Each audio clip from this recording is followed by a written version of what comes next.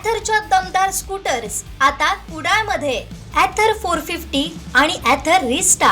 आजच भेट द्या Ather showroom, Mumbai Goa highway, Kudal, hotel spice कोकणच्या समोर। संपर्क 9730 10 64 77।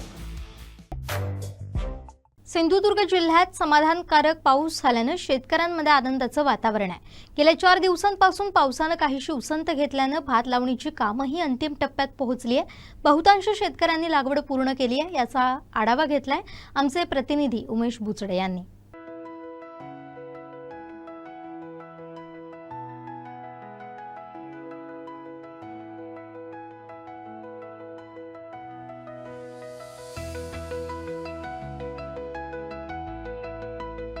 कोकणामध्ये प्रामुख्याने भात शेती केली जाते आणि पाऊस जो जून महिन्यापासून सुरू होता आणि त्याच्यावर ही भात शेती अवलंबून आहे। यंदा ह्या वर्षी अल निनोचं सावट होता आणि त्यामुळे भात शेतीला उशीर झाला होता। मोठ्या प्रमाणात पाऊस देखील 1 महिनाभर उशीर झाल्यामुळे शेती कशी होणार असं देखील शंका होती। पण आता बघतोय की सध्या पाऊस मुबलक पडलेला आहे आणि भात शेतीमध्ये कोपऱ्यामध्ये पाणी आहे। अल निनो सावट जे होतं तरी देखील आता बघतोय की दिवसातून 1-2 सऱ्या ह्या पावसाच्या पडत आहेत, त्यामुळे कोपऱ्यामध्ये पाणी आहे आणि भाताची रोपं आता लावणी बऱ्यापैकी पूर्ण झाली आहेत आणि भाताची रोपं ही आता वाढीस सुरुवात झालेली आहे। आपण बघते पूर्ण अशी हिरवळ ही जी भाताची रोपं दिसत आहेत।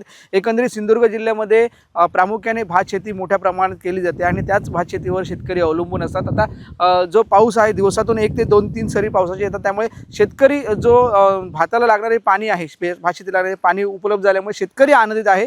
आणि एकंदरीत जर बघितलं तर हा जो मुबलक पाऊस झाला आहे त्यामुळे शेतकरी सुखावलेला आहे। असाच दिवसातून 1-2 सरी पावसाचे पडले तर भात शेतीला पाणी मिळेल, पण अल निनो सावट होतं तेच कुठेतरी सावट आता थोडंसं कमी झाल्यामुळे आता दिवसातून पाऊस पडत आहे। काही 15 दिवसापूर्वी मोठा पाऊस झाला आणि त्यामुळे मुबलक पाणी देखील धरणामध्ये आहे असं बोललं जात आहे। पण जर समजा पाऊस असाच सुरू राहिला तर पाणी सगळ्यांना उपलब्ध होईल आणि शेतकरी देखील सुखावेल असाच अंदाज व्यक्त केला जात आहे। कॅमेरामॅन साहिल बागवेसह उमेश बुचडे, कोकण सात लाईव्ह, कणकवली।